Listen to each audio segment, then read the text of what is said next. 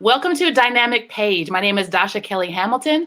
You are about to experience storytelling in all of the sensory dimensions: the story, the music, the art, and a chance to meet the artists behind this work.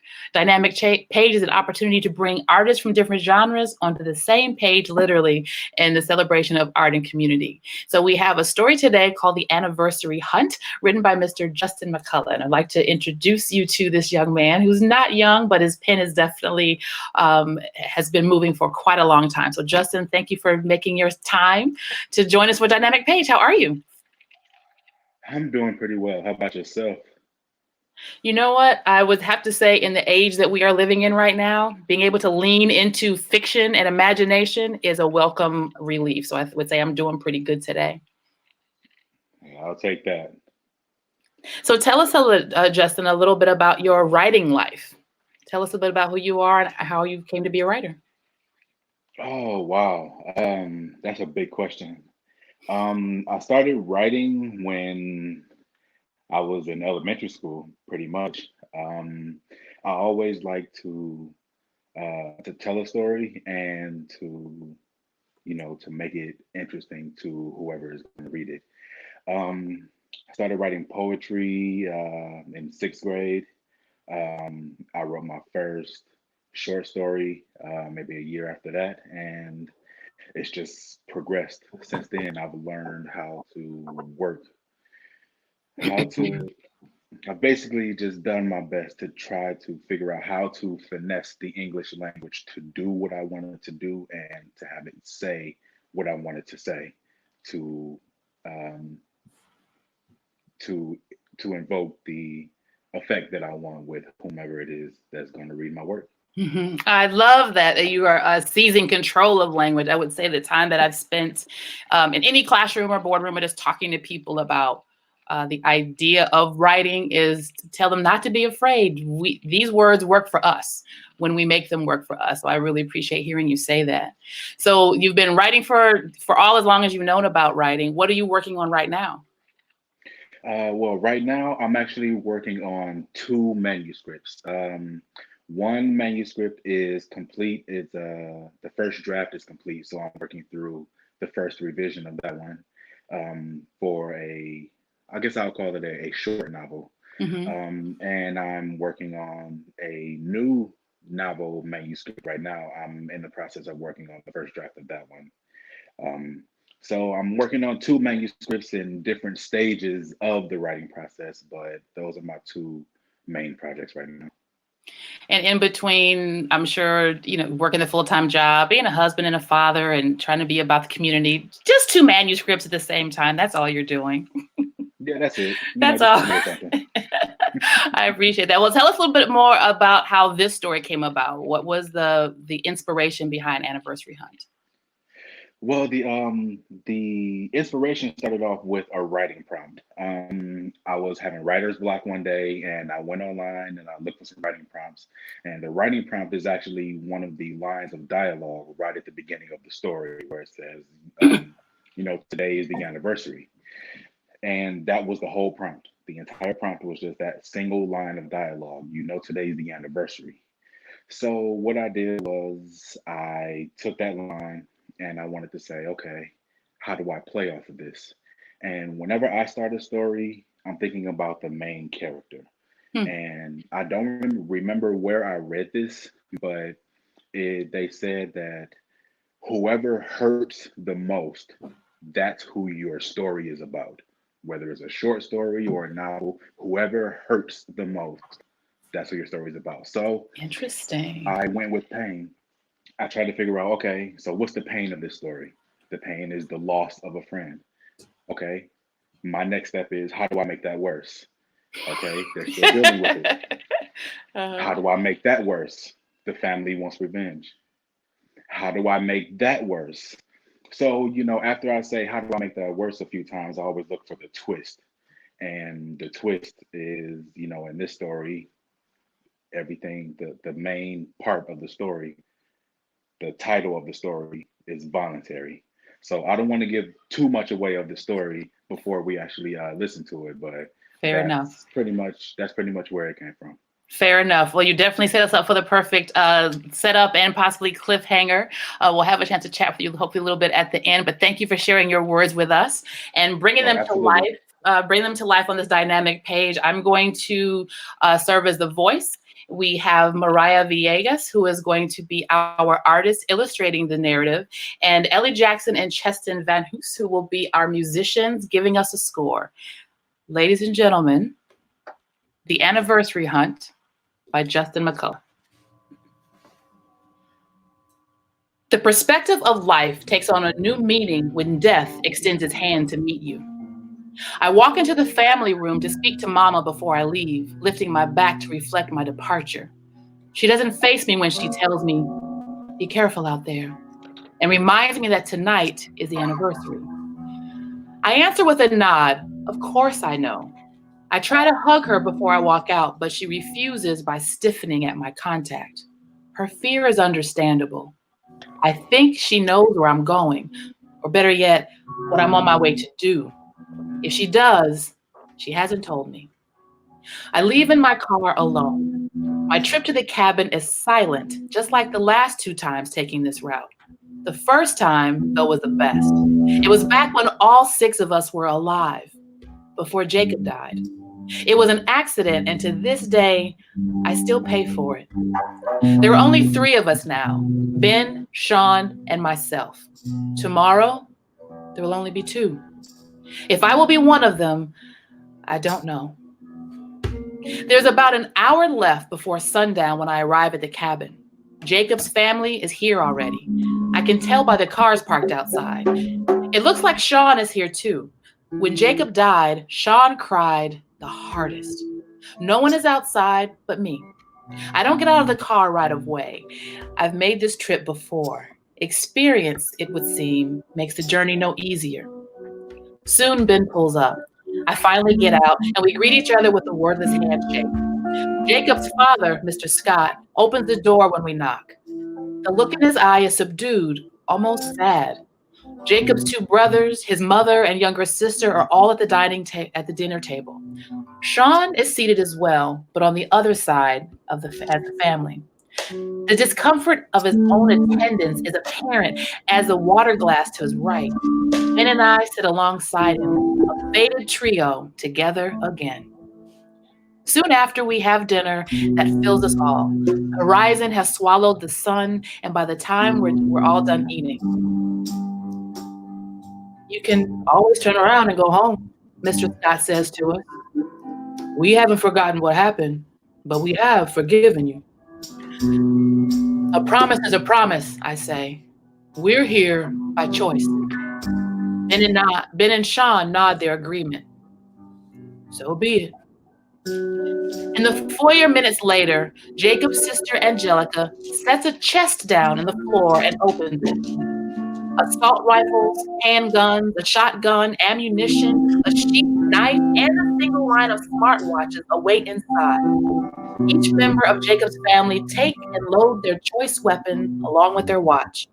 The trio grabs at nothing. No weapons for us. We are not the hunters. Tonight, we are the hunters. "You boys might want to grab your watch and start running," Mr. Scott says. We oblige with immediacy. We grab our watches and make our way out of the door with haste. Outside, we say our goodbyes in wordless hugs, and we kiss quickly to one another. We promise that the one who doesn't make it saves a spot on the other side for the 2 that do survive. It's our collective understanding that one of us sacrifices ourselves each year. Our agreed payback to the Scott family for the loss of their Jacob. Only one sacrifice per anniversary, though. That was our only condition. It's later now. I've survived the hunt in the darkest part of the night. I've been alone for at least 2 hours now. By now, I'm around a quarter mile from the cabin and remind myself not to go much further. The rule of the hunt dictates I stay within the bounds of the property. I hear gunshots in the distance and check my wrist. My watch doesn't go off, so that means all 3 of us must still breathe. Time and silence drag on. This is the first hunt I may have thought that they weren't searching for us. But it isn't my first hunt, so I know better than that. I hear an occasional shout and a gunshot. Dead and still, no alert chimes to watch on my wrist. The silent hour that follows is punctuated by an explosion with the voice of a shotgun fired nearby. As I lay as flat on the ground as I can, hoping no one sees me here. After an extended duration of inactivity, I think I have found the perfect hiding spot. That's until I hear the twig snap inches away. I turn and see Angelica standing over me. The gun in her hand points directly at my face. The muzzle trembles, so I assume she does too. The barrel is large, must be a 45. This is going to hurt. Moonlight reflects off of her face and the tears that fall there. She must not want to do this. But this is the night of redemption, of revenge, brotherhood, and sacrifice. I notice her hands tighten around the gun and her fingers gradual squeeze on the trigger. I'm sorry for this, she says. So am I tell her. I accept that I'm ready to die. See you soon, Jacob. I hear a gunshot, but not from the gun pointing at me. This is much further away. My watch goes off. So does hers. Her sigh is pregnant with both relief and regret. And just like that, the hunt is over. One of us has been made a penance again for the greater good of a family closure. As we bury Sean, the thought comes to me that we will never again see the light of day. The thought triggers conflict in my emotions as I am nearly ashamed to feel excitement about the sun greeting us here and now for another day. We conclude with kind words by Mr. Scott before we all go to our separate ways. Angelica and I lock eyes, but nothing else. Ben and I can't find the appropriate words of comfort, so for now, we just exchange see you next year farewells. The trip home feels longer than the trip out.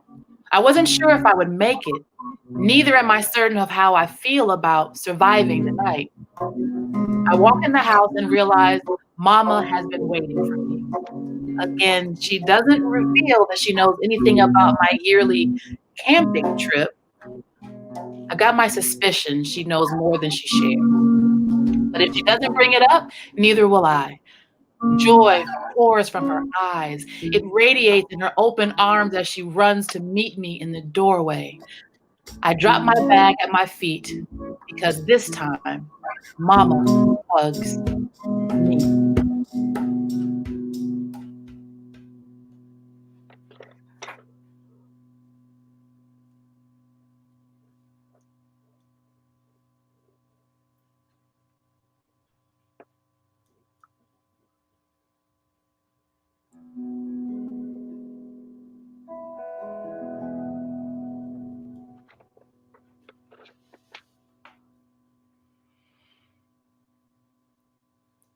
I'm applauding. We did a thing.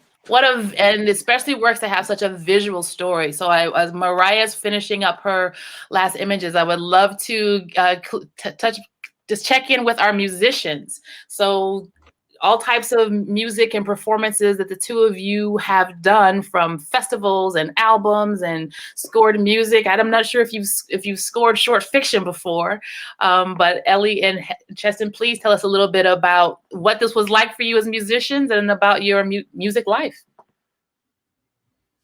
This is really cool. It's been a while since I've been able to do really anything creative with a group of people since we've been inside for so long. Mm-hmm. I'm lucky, and I'm going to go ahead and say Cheston is too, because we have each other, and so we've been able to create together. But infinitely more interesting to stay at home alone with someone else. Yeah, definitely. But this is really great. This is a really fun experience. Thank you. How did you, and this is speaking to someone who doesn't make music, instrumental music. So what is the process of hearing a story and just especially together, how you got to the melody? Do you just feel it? So give us a little inside track on how musicians made this happen. I feel like my relationship with music on the whole is really closely connected with improvisation. And I feel like my exploration of all a lot of different instruments and the medium as a whole kind of has stemmed a lot from just like making sounds and seeing what happens. How long have you been a musician? So that sounds like a rich relationship. Yeah, I mean, I'm always constantly back and forth with the identity of like being a musician because I'm a music industry professional. So I spend a lot of my working hours, less now that people don't congregate, or at least for now. Right. But I spend a lot of my working hours watching other people play music. So it's different to be going back and forth. Sure. What hat do you normally wear? I'm a sound engineer, so I mix shows and facilitate that happening for other people. So very discerning ear. My husband is all the things. So former MC and a DJ and a sound tech and a tech person. So we can go to a show and he listens. He hears the speakers and looks at the things hanging on the walls in a very different way. So I imagine that's your relationship to what makes good music sound great, that we all don't appreciate all the time. But so thank you for being attentive to that. It all, there's everything contributes. It's mostly about the people. Most definitely. So Ellie, how about you? How long have you been playing, and do you play other instruments? What's your your musical life? Yeah, I guess I've been singing as long as I realized I had a voice. So for a very, very long time, that's been happening. But as far as like having a presence, a musical presence, I guess that is a newer thing for me. And I sort of just formed a band within the past year or so and have been getting involved in other people's bands for the past 2 years here in Milwaukee. Okay. But I got a guitar when I was 18. It was a present from my dad for graduating high school, and I've kind of been playing guitar since then.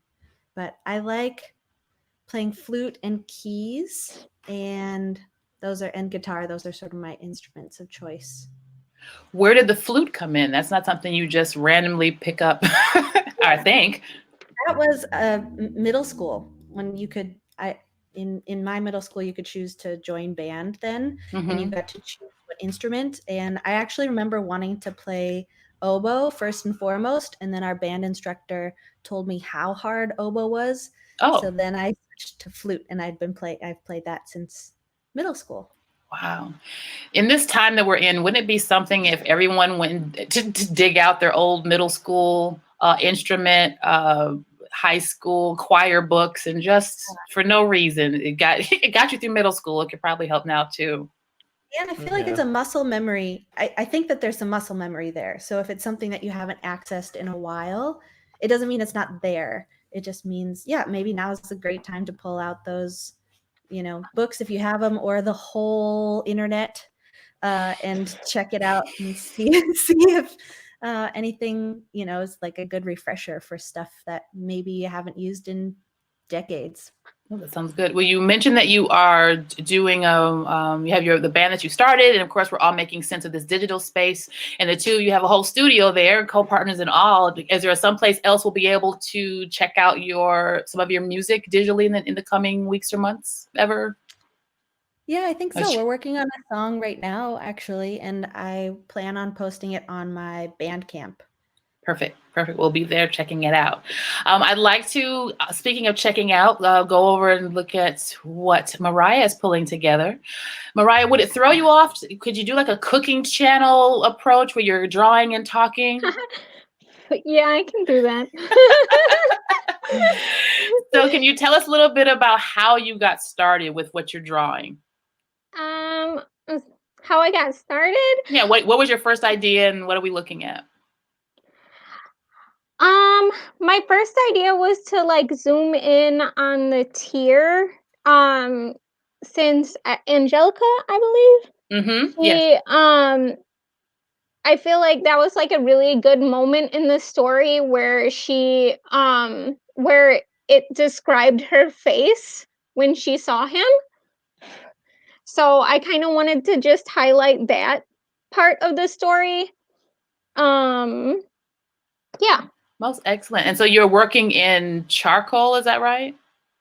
I work in like 500 different layers of admiration.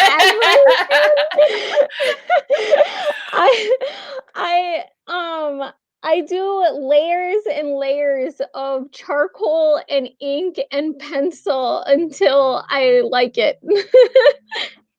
That's the most important part. How did you get started? Did you always start in those mediums, or did you acquire those layers along the way? I start with pencil always. And then I just kind of, for like texture purposes, I start adding in more things. And sometimes I don't use ink. Sometimes I'll just use charcoal. Charcoal is definitely my favorite thing. Mm-hmm. Yeah. And so when did you decide to call yourself an artist? I'm still like struggling with that term. I feel I don't know, I don't know, it just feels so weird to me to actually say it. I think that might be the mark of a true artist. It's as much as I write, I still kind of, cringe a little bit. I'm a writer, question mark at the end, but of course you're an artist. Of course I'm a writer. Of course, Ellie and Cheston are musicians. So how long, whether you call yourself an artist or not, when did you first pick up charcoal? How did you get introduced to it? I started drawing when I was really little. I would draw comic books. And then when I got older, I'm sure somebody gave it to me. I got some paints. And then because I have PTSD, so art has been like a really great way for me to express my emotions or like get out some of my nightmares or something like that in a healthy way. Excellent. Thank you for that. That's all of the art forms that do that. I appreciate you sharing that part of your story too. If you could do me a favor and scooch it down a little bit. We're seeing the bottom of other way. I know, me too. Oh, it's like mirrored. Yes, that's great. That's great. We weren't able to see that detail at the top. What about your upcoming work? Do you have any, especially now, do you have any places where you'll be digitally displaying, or do you have any projects that you're excited about that you're able to work on now? I'm part of a Latina art group based here in Milwaukee. Luna, right? Yeah. It's called Luna. And I love the girls there. We had so much going on before this started, so I'm just waiting for this to be over so that we can start all of our projects over again. We actually just finished a mural at the courthouse. Sure. I unfortunately wasn't able to help because I'm pregnant and I didn't want to expose myself to that virus. Thank you. Thank you. That's real. But we just finished and I'm so proud of the girls. So when this is over, definitely make your way to the courthouse. I know that's not something people normally say. I know you're not wishing the courthouse on me. Right. But definitely make it a point to go check out that art. And speaking of art, I want to bring all of our artists back to the screen so we can close out this exciting chapter of Dynamic Page. Thank all of you for lending your time and your talent and your creativity to this one story. So if you can each maybe give anything that's coming up or a power word, just like to have everybody's voice kind of close out this experience. Justin, would love to start with you. Anything you'd like to say or share? No, I can't really think of anything. I'm still kind of in awe that my words were spoken out loud by someone other than myself. So I guess first and foremost, I just want to say thank you to you, Dasha, Mariah, Ellie, and Cheston, everyone who was involved in this experience. I just want to say thank you to you all, and that I hope that you are all well, that you continue to be well, and everything that you're involved in, please continue because you all do great work. And at least from what I've heard and seen today, just be well and be kind to yourself and those you come in contact with, and we'll be in a better world because of it. Excellent. Thank you for that. Thank you for that. Mariah? I would say make lots of art because we have nothing better to do, and take your time doing it so it comes out right. This is not Rona is not the time for rushed art. Right. And also, everyone, just please stay educated, educate those around you. I know specifically in my community, we're getting hit hard right now in the 53215. So please educate all your friends and families, your neighbors. Make sure that if you are lucky enough to have the capacity to understand what is actually going on, that you can explain that to other people. Great. Thank you for that. It's a good point. Ellie and Cheston. Well, thanks for this collaborative opportunity. I said it before, but it's been a while since I've been able to collaborate, and it feels really good. And I know, like, Luna is an organization I love working with, and Dasha, I love when I get to work on projects with you. And Justin, I'm so happy that we were able to connect through your work. So this was really very cool for me. And I guess I would just echo that if you're someone who is able, who has enough resources, that you maybe look into mutual aid organizations at this time, because there are a lot of people who aren't as lucky. And if we can use this platform to share that information, I'd like to do that. Absolutely. Thank you, thank you, thank you, thank you, thank you. And thanks everyone who took the time to watch this story. We have we'll have a series of these that we're going to have right here at the Retreat MKE. So please make sure you subscribe so you don't miss any of this Rona that will also be here once, as she said, we're past all of this. And you do know past all of this is still going to be a whole new world, right? And we'll be here right here for it. So thank you for checking out Dynamic Page. And remember, the retreat is a space we make for people to come together to plan and play. It's been a great Dynamic Page. We'll see you next time. Thanks. Thanks.